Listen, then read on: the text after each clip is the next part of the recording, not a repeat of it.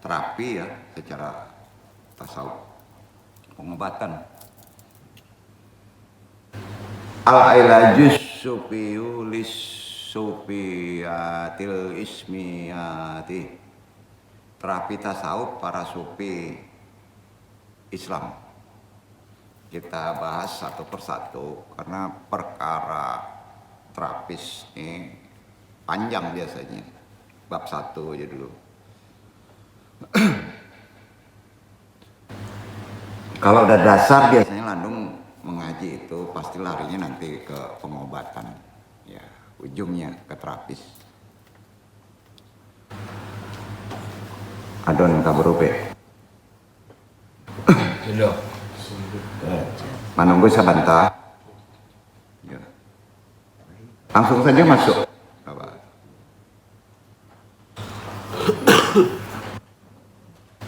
Assalamualaikum warahmatullahi wabarakatuh.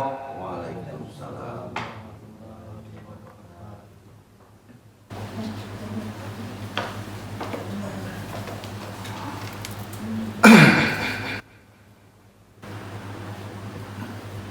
Sebelum kita talim,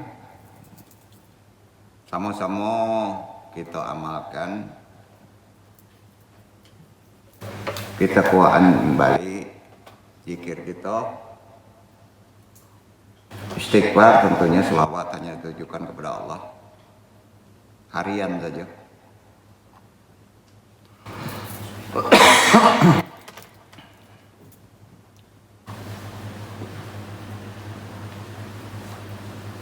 Diikuti hadirin, lurus niat ridho Allah.